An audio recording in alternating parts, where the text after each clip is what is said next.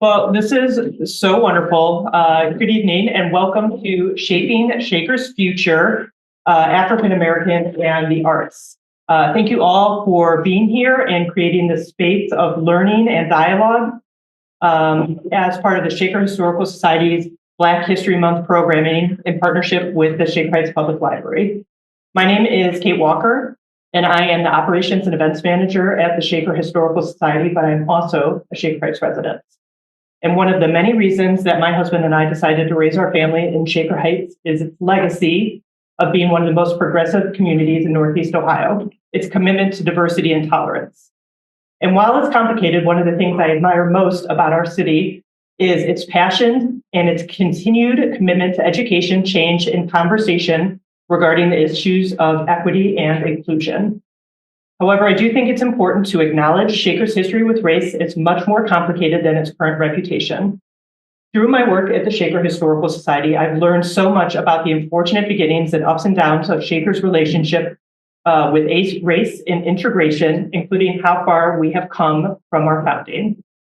In the early 1900s, the planned utopia of Shaker Heights envisioned by the founders of the Van Swearingen brothers, they used deed restrictions to make the community exclusive and to actively prevent diversity.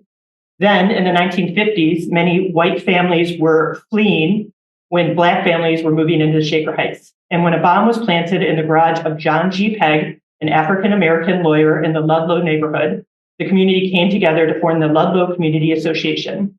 The LCA worked to create an integrated neighborhood and sparked progress around the issues of race, equity, and inclusion in Shaker Heights that continues to this day. But as we all know, that work never ends, and that brings us to today. For those who may not be aware, this year's Black History Month theme is African Americans and the Arts. And as such, we have a wonderful panel of local artists who are going to share their experience, passion, and thoughts on equity and inclusion in the arts. I'm thrilled and grateful to have every one of you participate today. A special thank you to Dr. Lawrence Burnley, the Chief Diversity, Equity, and Inclusion Officer for the City of Shaker Heights School District, who is moderating today's conversation. And as well to Colleen Jackson, Mariama Whyte, Sam Hooper, and Mama Fasi for sharing their experience and shared love of the arts with us today. So with that, I'm going to turn this over to the wonderful Dr. Burnley. Good evening and welcome. First, I want to extend really my appreciation to the Shaker Historical Society and Kate Walker for creating this space where we can celebrate and have the very expansive and creative tradition of African American arts. And so, welcome to this space. We're going to have a time of dialogue and discussion. We have a distinguished panel that I have the honor of moderating this evening. The way we're formatting today's conversation is there are going to be three movements divided by three videos.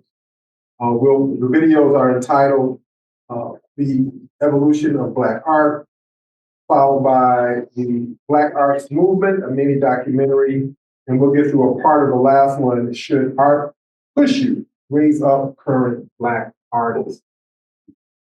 At certain points, I will invite a question from the audience. We have a set of questions that I'm going to pose to the panelists following each video. And so I hope you enjoy the evening. I've been looking forward to this. I'm excited about what we'll learn and what we'll share this evening. So with that, we'll go on with the first video. Again, it's entitled The Evolution of Black Art. And the lights.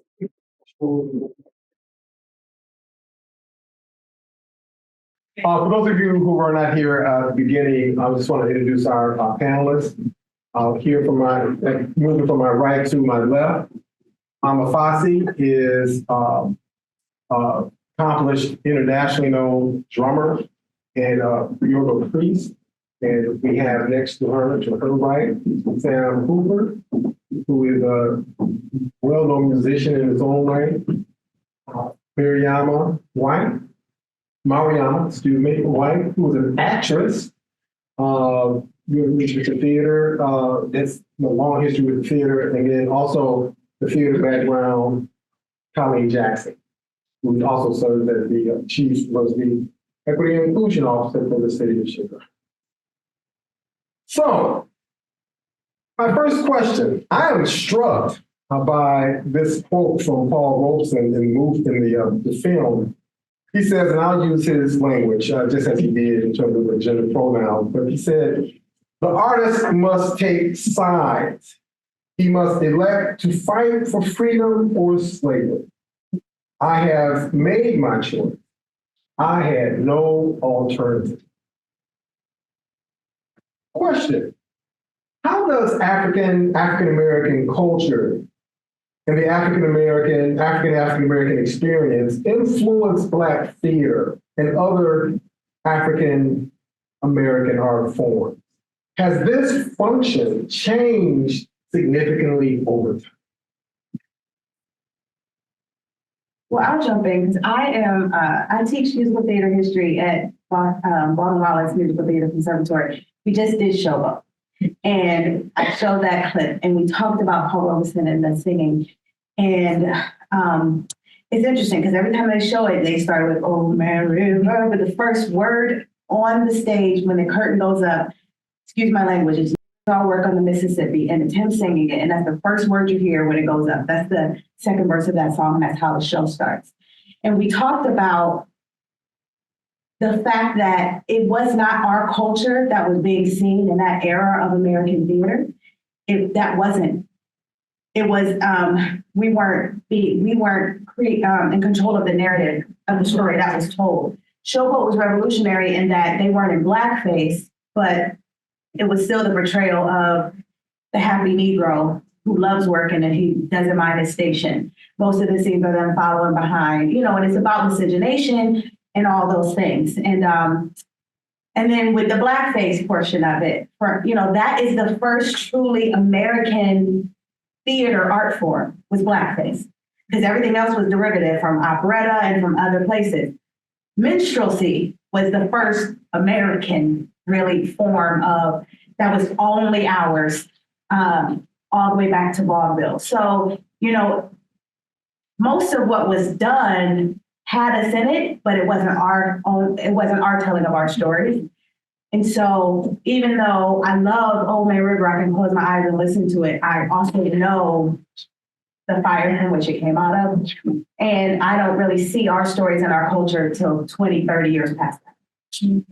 Wow, thank you. I don't know if you know, but Paul Robeson changed the word. Yep. When they changed the word, not what was already in the film. Yep. But he changed the words to be more authentic. Mm-hmm. After that, every time they did it, they tried to update the word. So it went from the N word with the hard R to darkies to color folks. And then some people try to say, here we go, word. That didn't really work. So most versions in here they stopped at color folks because it still kind of captured the time. But every iteration of it, when it had by the time it made to the film, I think they were at darkies.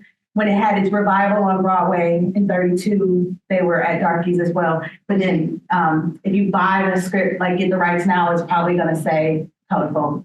But it's just interesting. Yep. And he changed it. He had to put in words. I don't know what they were, but they weren't darky or was none of those. He put some more political words. He did. And he's got a lot of African with me for that. change. So the African American experience clearly influences art forms. Oh. How have they changed, or have they changed? I would say over time, just as Colleen was saying in the beginning, in the beginning and still, our narrative was written by other people. Now we have, thankfully, opportunities to not have to necessarily go to a Hollywood studio or have to go to a Hollywood studio, or in my case, as a musician as well, I don't have to go to a record label and say, hey, sign me. I can do it all on my own. I control my own story. So what's beautiful now is that we can tell our own stories however we want to tell our own stories. And regardless if some of the stories we're like, oh gosh, I wish all of those stories weren't necessarily told so publicly, because there are some things that I think probably maybe because I'm real older side. I look at stuff and I'm like, oh, But it's still an authentic story to be told. And our culture as Black people just heavily influences world culture. It's not just Black people say, you know, the culture. We do influence the culture. And we see it, especially on social media. We see all types of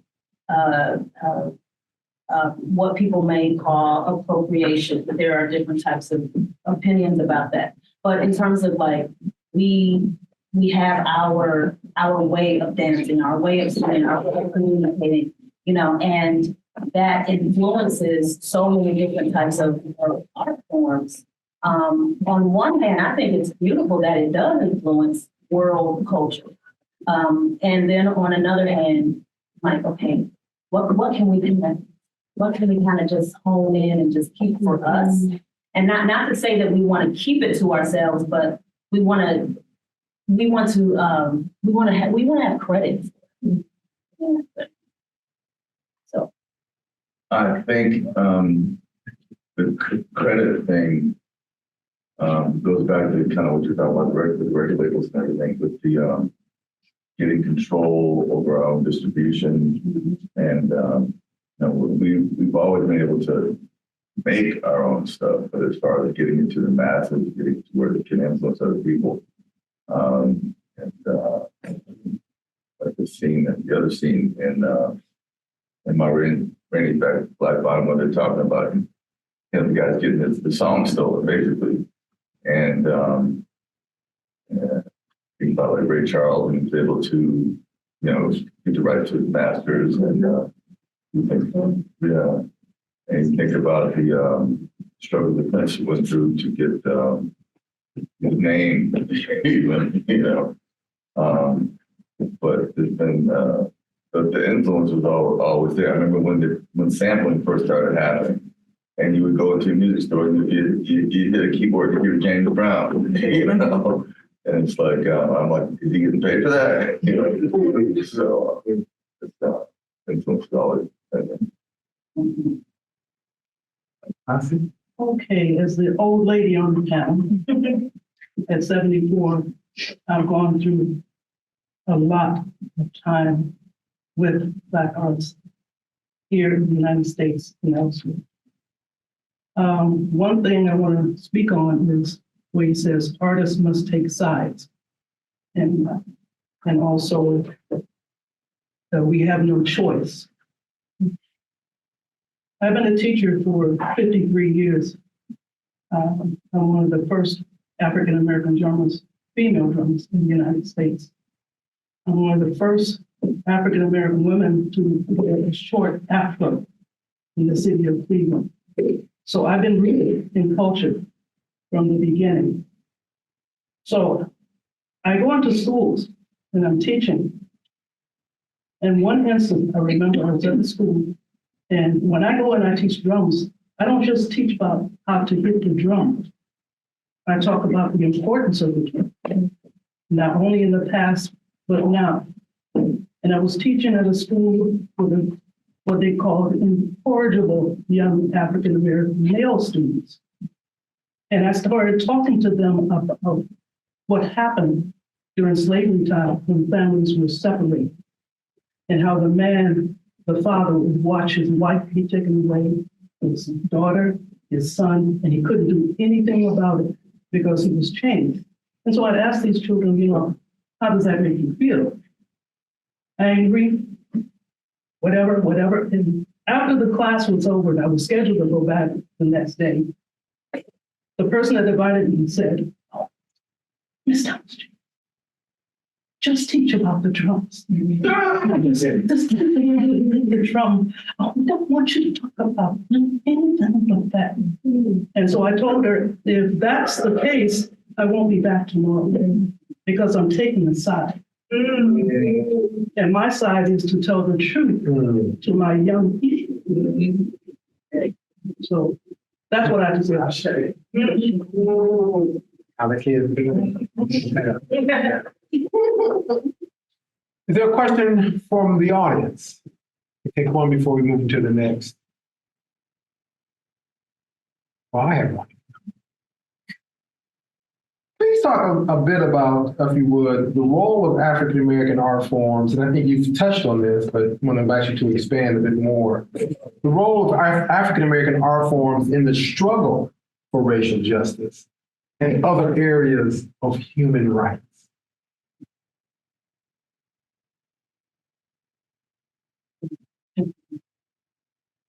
Dr. Burnley, can you ask that question one more time, please? Certainly. Please talk about the role of African American art forms in the struggle for racial justice and other areas of human rights.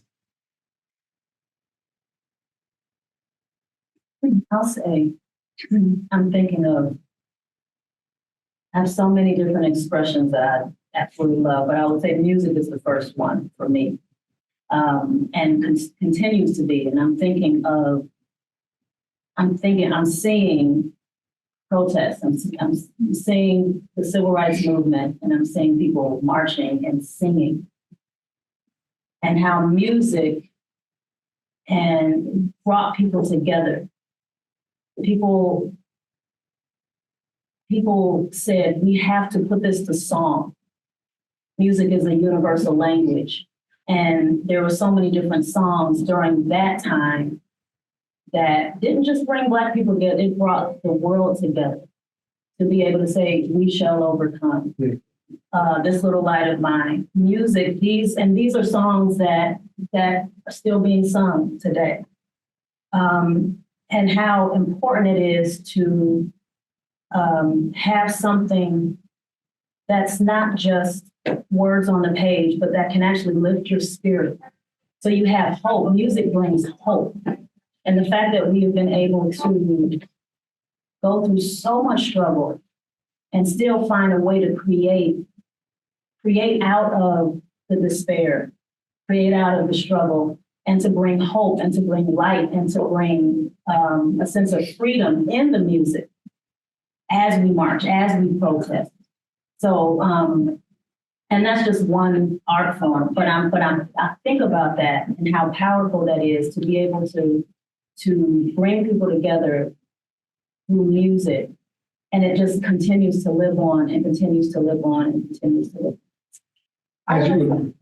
I would also add, from a theater space, like I do theater because I believe theater teaches empathy. And so I think that there's like a gifting you have to do it, but then a responsibility that you're supposed to, that's just my philosophy on theater. And I know that there was a time when theater became more political and you started to tell stories. But even if you go all the way back to, for instance, a Showboat, what Showboat did by removing blackface, it humanized people. And because of the scene about miscegenation, it started to have them fall in love with the character and then see the fatal flaw in society that kept them from living their full life. But then when you think about music, so if you ragtime music, which was a popular form of Black music that came from the plantation, Irving Berlin would go and listen to it, and he was the one that popularized it and made it safe for Americans. Right. And so then ragtime evolved into jazz music. And then you have the Gershwins going into Harlem and listening to jazz and then taking that out. And so what it did for those early immigrant Jewish composers was it made them really popular. But what happens is when they got to be Americanized, the music that remains still has our voice underneath. The syncopations were all ours. You know, even though it was kind of watered down over time, it's still ours at its root. And I say that because when I sit in a classroom and I have 3 Black kids in my classroom and I explain to them the origins of jazz and ragtime, they're like, wait, that was us? I'm like, yes. You know, and so it does something to them today that I think it speaks to the resilience of us as a people, the importance of our contributions to this country, even though we didn't get credit for them. And I think now it gives us the power and the platform to stand on to see our influence in everything that matters culturally in our country. As you, both of you talked, it took me back to the creative and genius of coding in music in the plantation context, right? Subversive Steal Away. I ain't got time long to be here. I mean, these were songs of communication that went from plantation to plantation or across the plantation. And there's a Swing Low, Sweet Chariot. there's a famous Swing Low, Sweet Chariot. Is Judy Garland in blackface. Wow. Singing Swing Low. It's Swing Low. It's on YouTube.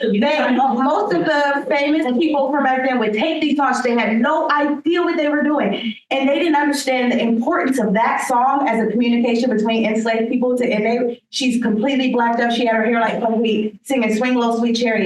But it speaks to that. But there's this history of songs of resistance. In the Ma'afa, the transatlantic trade of African people, songs that were being sung and hummed, in the cargo holds that help people survive that horrific, unimaginable situation.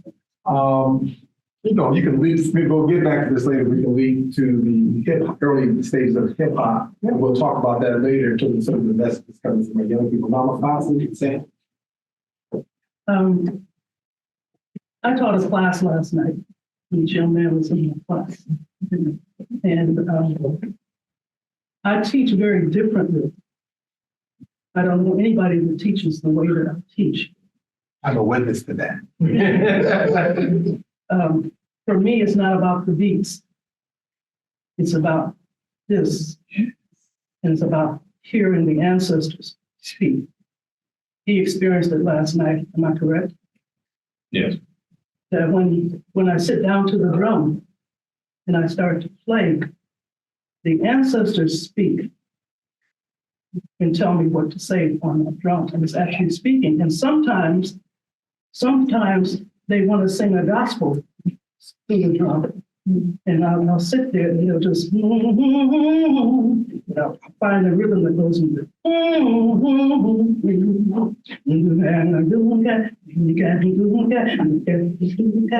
So good. Yeah. So that's coming from the ancestral piece. Now, what has happened, I'm going to go ahead and do this piece right now, is, and I told people over 45 years ago, this was going to happen. When I started teaching back in the late 60s, and I had drum classes, and I told my brothers and sisters, I'm doing class, y'all. Nobody showed up, except for 5 white students.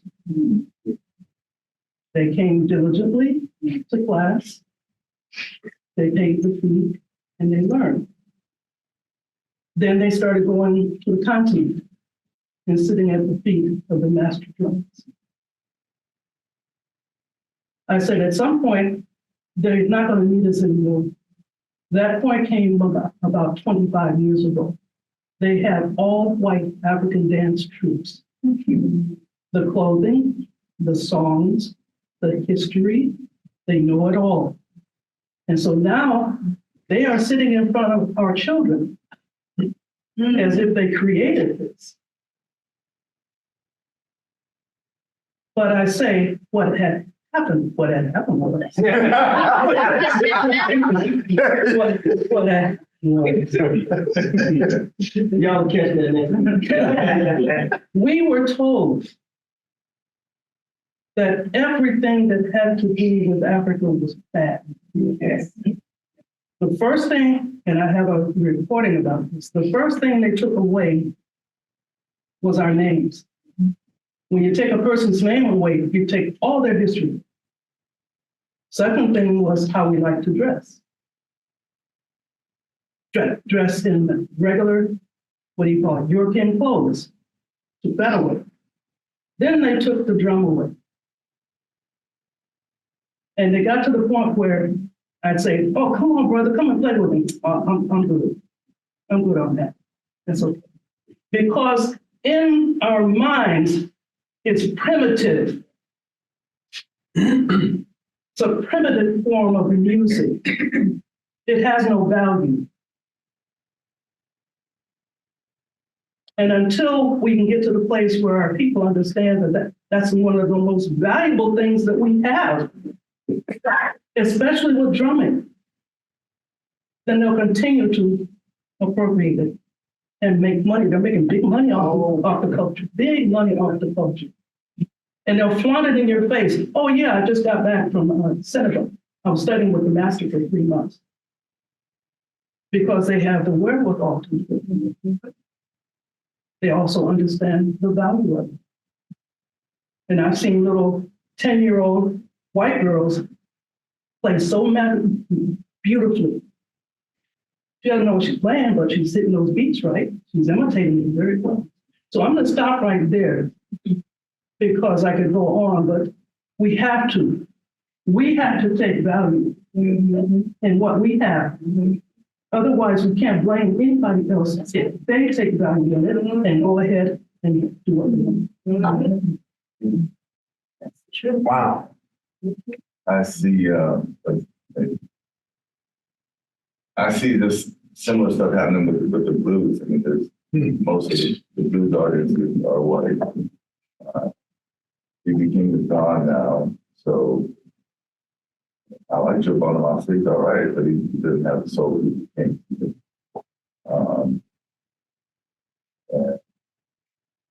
Yeah, just getting our people from a child to value where we come from is so important. As far as the question too, I thought about the whole Motown thing. Motown was a fabulous thing for Black people. But it was an interesting thing when Marvin Gaye was developed as their sex symbol for Motown. And, so when he was working on the album with what's going on, like Barry Gordy didn't want him to do it. He was like, no, man, you're gonna say, okay, you know. And he was like, nah, I gotta do this, man, you know. And he was I was supposed to be around to talk about this, and he was saying that, you know, Marvin Gaye felt like the whole album was just coming straight from God, you know. And so a huge influence. And so some things will find their way.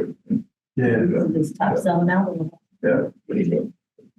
Thank you. We're going to transition into the next video. This one is entitled, again, The Black Arts Movement, a mini documentary. All right. You know, I have a couple of questions, but as opposed to posing a question, I'd like to just invite the panelists, your reactions to what you just heard. Anybody can go, not to put you on the spot, but I kind of want to start with our elder, Mama Fasi, who actually lived through, I imagine actually knows some of the people that you reference.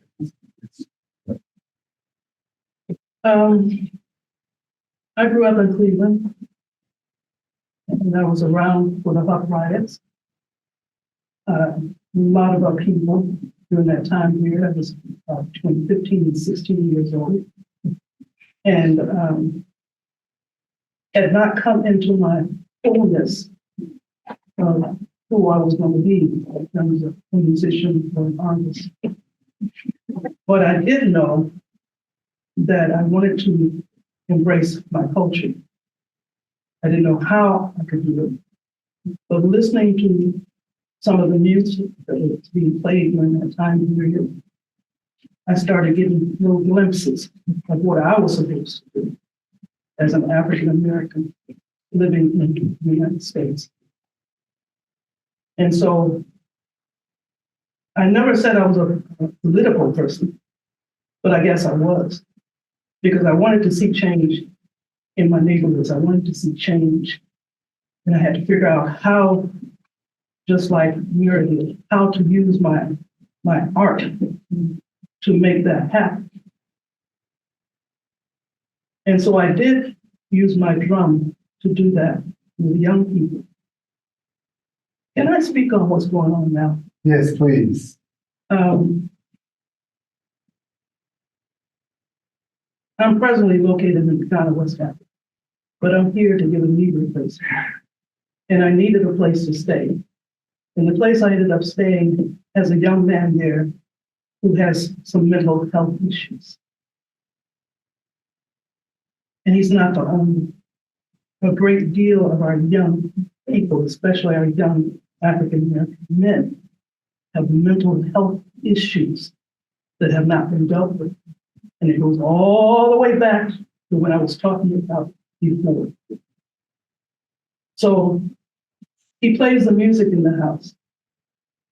And as usual, beat grabs you right away. And then I started listening to words. And in between the F-bombs and the BITCHs, these young people are being political. They really are being political. And they're saying it in the only way that they can say it. And so I don't know what my point is, but that they are still, African American males now, the ones that came in the last 20 years and moving forward, they're the warrior clan. Does anybody understand what I'm talking about? No. Well, within traditional African societies, you have different folks. You have the priests, the kings, you have the warriors, okay? And for us, the warrior clan has not risen up for a long time. But the warrior clan is rising up now. And they're standing up and they're saying, we're not going to be put down, we're not going to do this and that. But they're doing it through the music. And because they're doing it through the music, most people don't want to hear it. But I beg you, listen to what they're saying. Because they're getting ready to do an uprising. They truly are. And so we have to understand that what's going on today in this society and even in Cleveland, there's explosions happening. And because we don't want to listen to what these young people are saying, we're going to miss it. So I don't know if that made any sense or not. If it didn't make sense, I don't understand what you're talking about. Thank you. I remember when I was in high school at Shaker, and NWA came out. All the That's what I'm talking right, and then there was the You want to explain what NWA is? Oh, say. N-word with attitude. The rapper. Yeah, NWA. So Dr. Dre, Ice Cube, you know these names. They, you know, MC Ren, all Easy.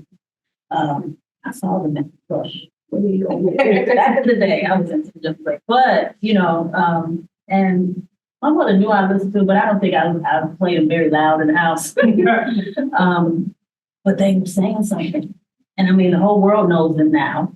You know, at the time, there was all this, you know, the parents like, oh gosh, we cannot let, because of the cuss word, not necessarily the content, because they were telling the truth what was going on in LA, in Compton. But because it was right with so much profanity, it was like, okay, then they started putting the parental advisory lyrics on it. And there was NWA and a lot of, you know, it was a lot of other what has been labeled as gangster rap. But I understand what you mean, because they brought attention to what was going on, and it's still happening. It's still happening. So I get it. And I mean, as a young person, to me, it didn't make a difference that they cussed. I know as like me now that I'm older, sometimes I'm like, but then I listen, I'm like, they are saying something. They're saying something. Yeah. So When I think about the movement, I think about Augusta Boal's Theater of the Oppressed. And I studied that for a while. And so Augusta Boal was, he was this theater practitioner that thought you could use theater in multiple forms to actually change, you know, laws and policies. He had forum theater and newspaper theater, and they would take issues, and he dealt with people who were in his country at the time. He eventually got kicked out of his country for his work in this, but he was taking issues of the people who were oppressed at that time, bringing them to life and actually making legislative change. He would go into council sessions and do that kinds of thing. And it reminds me of that, but the difference is the fear that America attached to Blackness. And so I feel like that's what they were trying to do, to bring the issues up, talk about them, bring light to them, humanize those characters. But there was such a fear of us learning anything about ourselves and then going and doing something with it that it was almost impossible to do. And it brought me to, you know, I wished, and I know that that's probably not the best wish, but when I first got into theater and I would look at stuff like that and I would look at my mom's picture with her hair out to here and I'm like, oh, why? I just missed that when we were like on it, because my generation wasn't on it. You know, I think we thought we were rested in the results and we ended up losing all this ground, and that's where we are now. But we, you know, we didn't have to fight because they fought. And it was like the take a breath moment, even though we shouldn't have taken a breath. But I would look at it and I'm like, I wish that I had that to be. And so when I think about what I got into theater for, it was to laugh. I got into theater to do silly stuff that wasn't heavy. And then I started realizing the only thing that the audiences wanted to see was me playing a slave or a over-sexualized character. Then I started having to make a decision. I remember I told my agent at the time, I'm not playing another slave for 5 years. I'm exhausted emotionally. And that cost me in my pocket. I had to get a backup job because I was the Sealeys, I was the, you know, Big River singing songs with rifles pointed at my head. Anything like that was marketable. And I thought to myself, I don't want to do this all the time. And I missed that though, because nobody was doing those plays when I was going to school. That wasn't even an option for me. And I know it was impactful because if it wasn't impactful, they wouldn't have shut it down. Right. I'm actually hearing a number of themes here that I just wanted to acknowledge. I heard reference to NWA. I think of the KRS as another early writing group, first year, second generation. Fight the power. We must learn, public enemy. We must learn, right? I mean, going through, an African-centered historical perspective, right? And they were singing this. From that to a lot of the dominant rap that you hear today that exploits women, it's misogynistic, it's so many things, right? But yet I'm hearing Mama Fasi saying that this revolution emerging today. So here's my question, and then I'll give you a chance to respond to this, and then we'll go on to the last clip. I kind of answered this, but I'm going to ask this the way I wrote it. Has African-American art been appropriated or compromised? And if so, how? Has it become apolitical, losing its revolutionary edge? Please respond to that. Where are we today, with the African-American, the revolutionary dimension of African-American art? Or have we lost it? I'll just speak on, I'm sorry. I think it's partly part of the times, but partly what we have to go through. And like back in the 60s, the whole Martin Luther King thing, and we had to get over a certain hump. And we had a period, I think, of kind of being glad we got over that hump. But George Floyd reminded us that we still have a long way to go. I want to just mention that I feel like there are lots of ways that African-American artists can be revolutionary and are being revolutionary that aren't necessarily picked up by mainstream media. In particular, it was in my face with I do some sing and play with the Dutch Liturgical Dance Ensemble, and we just did a piece in November by a Philadelphia composer and educator, Lalo Dilworth, and we just took the whole George Floyd thing and made it to this magnificent spiritual kind of highbrow, but powerful. And this is an African American man who speaks very well, using those words, but he found ways to use his knowledge of music to interpret the whole thing that happened, and make it a very, once you kind of know what it's talking about. I mean, again, you might not know what he's talking about when you first hear it, but the idea that he counted out certain bars to be the number of times George Floyd cried out and stuff, and the number of minutes and all that stuff.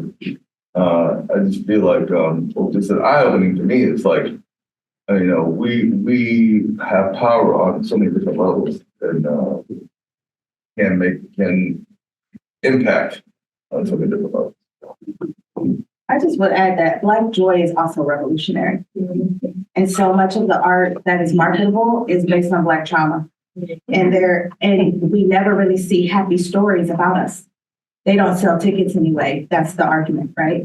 And so Black joy, seeing people on stage eating, laughing, and just being Black and happy, that to me is revolutionary because that is what we need to see. And so I think, yes, to the appropriation piece, I don't think there's anything we can do to avoid that. But I also think that our joy can be revolutionary. It is. It is for me when I get to see it, because I see it so rarely. And because I do so much storytelling and I so rarely get to be happy and Black on stage, it's revolutionary for me when I get cast in a role where I don't have to have trauma be the end or overcoming some horrible thing, where I get to be just be, that is revolutionary. Wow, that's good. I would like to add to that, Black joy. It reminds me of when for 2.5 years, from 2005 to 2003 to 2005, I performed in one of the tours of The Lion King. And that show still is, how many years has it been? Since 97? 97. I'm on my math right now. My sister's math. Long time. It's been going on for a long time. And if there is a show that is truly the epitome of Black, not just Black joy, but African joy, the South African music, and I mean, there's so many different shows all over the world. To be able to be in that space, all the time, 8 times a week, was absolutely thrilling for me. And the fact that it continues, it just keeps going on and on and on and on. Because it is beautiful to hear these sounds from South Africa, and to hear and to watch the story that a lot of people can relate to, obviously.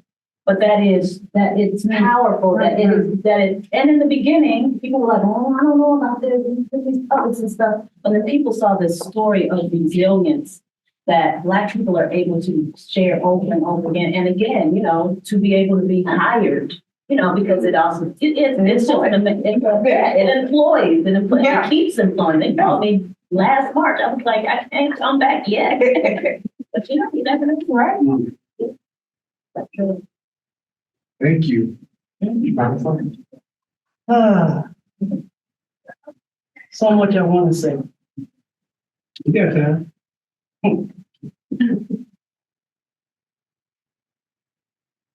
I have 4 generations of my family living on the continent of Africa right now. For me, that was a huge feat because I started studying this culture in the early 60s before I had children. And I was watching all the negativity that was going on in the United States. And Spirit told me, well, you have to break away and make a change. And, when you break away from something, it's scary. But they told me you have to break away and you have to teach your children how to break away and to find themselves again. So my children grew up in an African household, clothing, food, religion, all of that. which has brought them all the way back to us.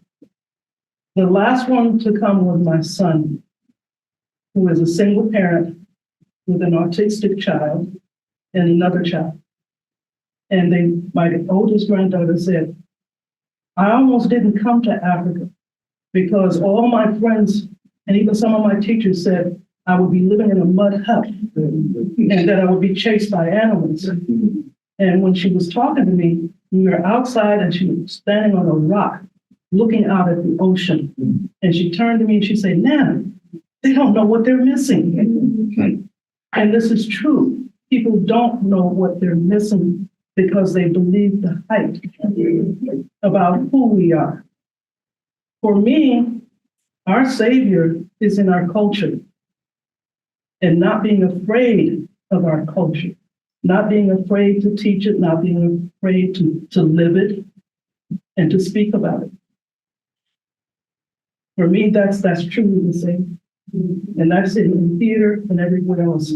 Speaking of movies, I don't watch television often, but where I'm staying, they have a nice big screen TV, big screen TV, and they got, what do you call it, where you can choose your programs, like crime and all that stuff.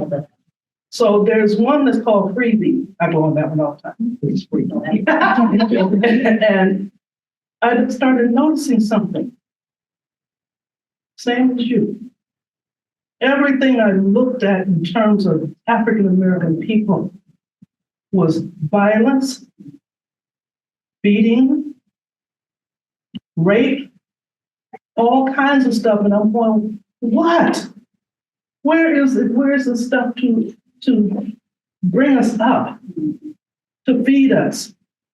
And if that's all that's being out there, you got young people and that's all they're watching. Yeah, I'm gonna get my 360, I'm gonna get my whatever. I'm gonna do this, I'm gonna do that. That's become their culture, that's how they live in their lives. Until somebody starts to show them how African people really do live. That Africans have malls. I took my granddaughter to the mall for the first time in Ghana, West Africa. She was shocked. She could actually go get her hair done, get her nails done in Africa. So we have to be able to push that out. And for me, that's being political. When you teach the young people, the children, to love themselves and to not fall for the okie doke. If you don't believe that's what Mama Fasi is talking about, it's political, just pay attention to all the efforts across the country that's trying to actually prohibit and legislate and to remove teaching of African American culture and history. Because it's dangerous. It is revolutionary. We're going to close with one more slide. We're going to do about just a little over 4 minutes of this video and then open it up as we bring it to our contemporary reality and to gain a perspective, talk about where we might go. We have a few more minutes and we, Shaker Social Society was gracious enough to extend our time today by a half hour, so thank you for that.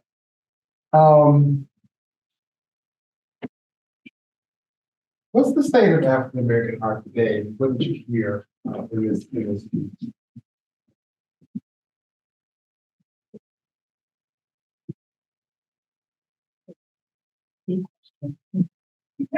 It's a big question because there's so many forms of art, and also there's a lot we may not ever see because so much of, like Sam was saying earlier about, a lot of times people are only exposed to what's in the mainstream. I mean, I had friends who were like, there's no good music out there. I'm like, what are you talking about? What are you looking, are you just listening to the one playlist every day, all day? There are a plethora of so many amazing artists, all different types of art forms. You do have to find it though, but it's always been that way, right? You know, it's always been, you know, you find a gem and you're like, why did nobody tell me about this? You know? why didn't anybody tell me about this piece of theater? I haven't seen, but a lot of times it's literally, you have to make sure that you not only find it, but again, like Mama Fasi was saying, we have to really understand the value of our art. I talk about music a lot because that's what I do. And because the value of music, like you can pay what, $9.99 a month to get all this music, billions and billions, and you just listen to it all day. And I'm on Spotify and all those, but it takes, I don't know, it'll take, for me to make $6,000 on Spotify, I would have to get millions and millions of streams, right? So for the audience, for a lot of times the audience is like, oh, well, it's, music is cheap. It's not cheap. Their art is not cheap at all. But I think that we have to realize that how valuable it is. And once you realize how valuable it is, you will find it. It'll find you. And I think she makes a good point. It's about realizing how valuable it is without the validation of mainstream America, right? Because at what point is the art I make art and not Black art? Mm-hmm. And that is a challenge. So, even in the conservatory space, what's considered the high art, or even in just the theater space, what's considered high art is still based in European. It comes from the European model. That's what the teachers are required to teach as the model, of excellence, and everything else we do is ethnic, or it sits in this other category. And it is not other, it's an elective, it's not required, and you have to go find your own material. And I literally had professors say, well, now we're supposed to diversify our curriculum, but this is what we were taught. And I said, well, don't ask a student what they want to learn. It's your job to teach them, unless you're going to share your check. Right. And it's like, you have to do that. And because that is considered high art, we have bought into that.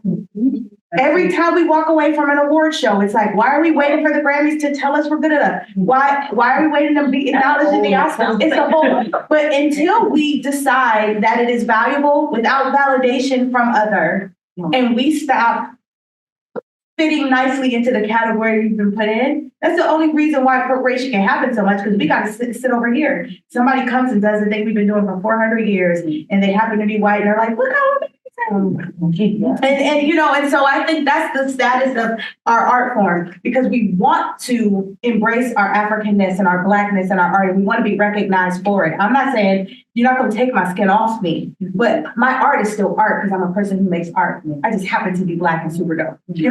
Yeah. And I think part of that, the connection, I fully agree with you, but I think part of our effort to attach what we do, defining excellence and calling it Black, it's also a way of flipping the narrative in terms of how Black has been demonized, right? Mm-hmm. Black has been associated with everything negative, ugly, and so that this is Black. But I hear you. I want to just comment too, Mariama, when you talk about we have to go find it, we have to go find it. I tell students all the time when I was teaching, don't settle for what you're required to read. You have to go get your truth. You have to go get the history. You cannot be satisfied with that. Colleen, you talked about, we are electives. So our stories, our histories, our cultures really don't matter because they're not associated with excellence. They're not. We're not required to, but you have to go get it. Thank you for that. Yes, Sam? A lot of things. Number one, I kind of bristled when the guy was talking about his dad. I just have to say, I was in the Boy Scouts. My dad took me to camp, and we did the Johnny Appleseed Trail, whatever. I mean, we were very involved. He was involved, and when he said that, like, I felt like when he said that, I felt I had to speak up for my dad, because we were involved in everything. And, my mom too, and at the time, he went outside. And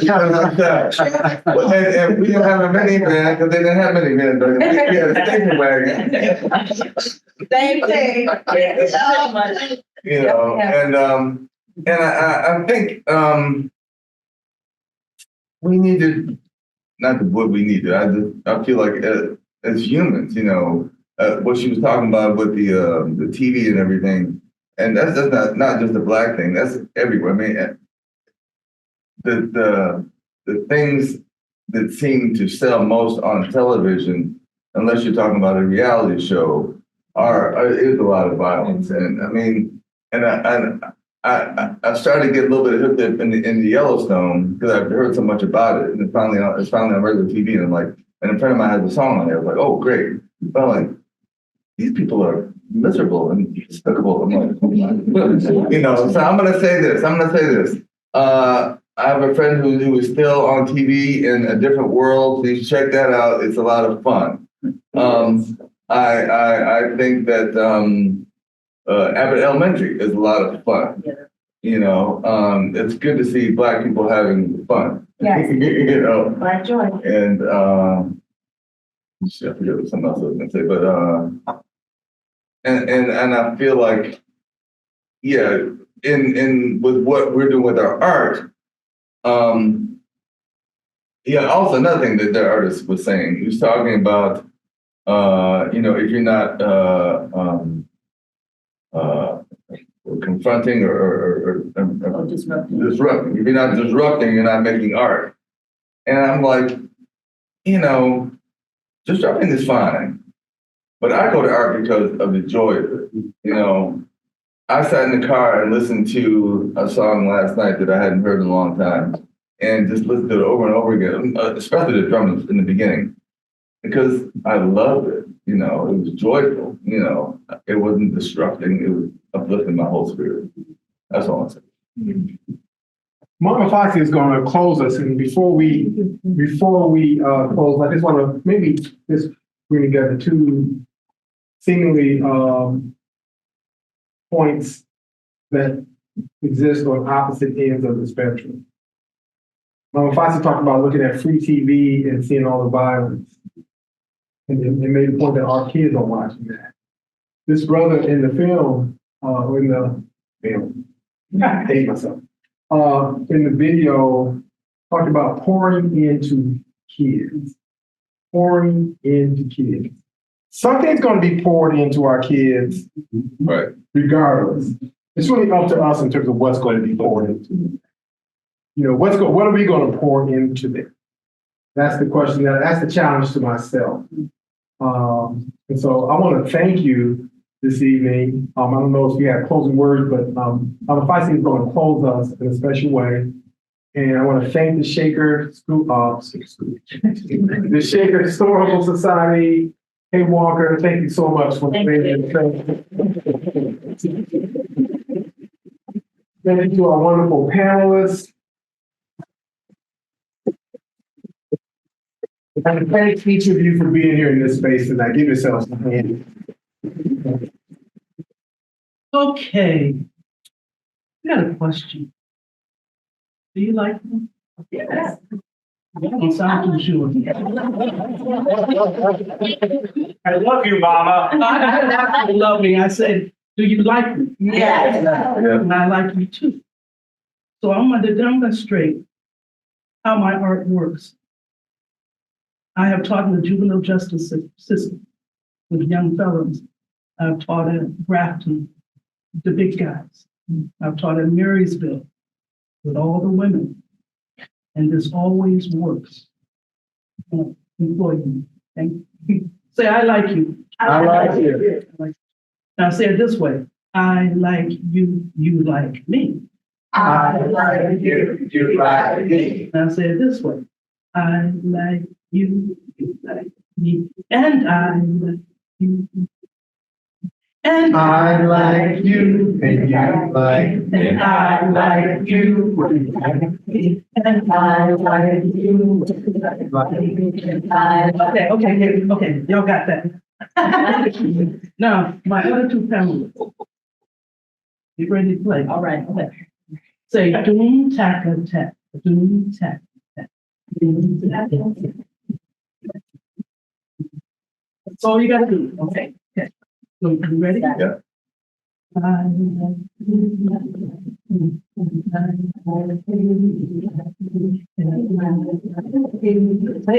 Yeah, hear you.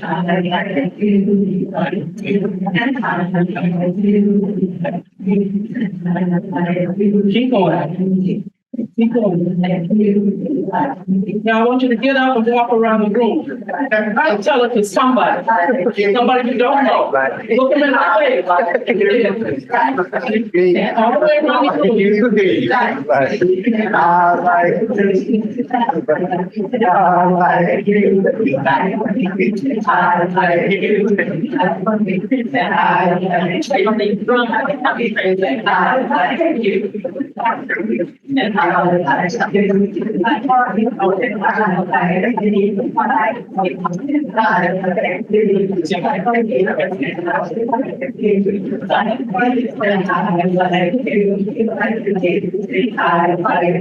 Get your way back to your seat. All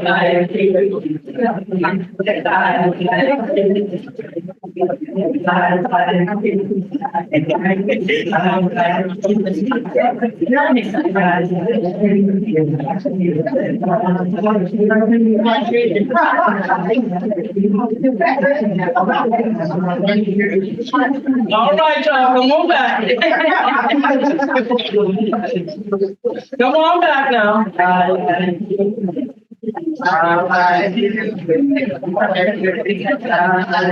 Come on back now.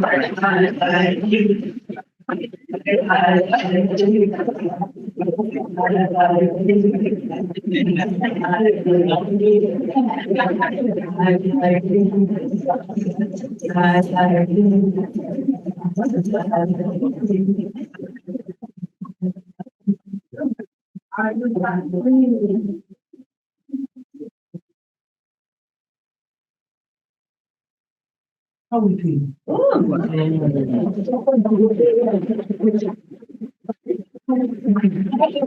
That is the power of art. You just saw it. When I was in Ghana, we were at the border, and some of the people that were traveling with me, Americans, were taking too long at the border.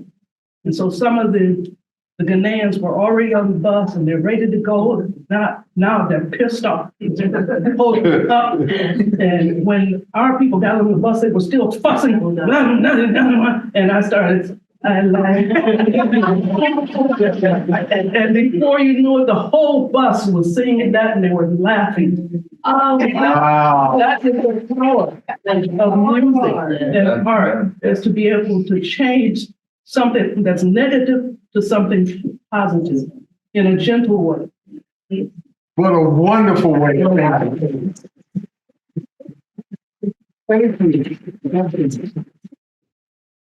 Okay, go out and like somebody and like yourself. All right. Thank you, everybody.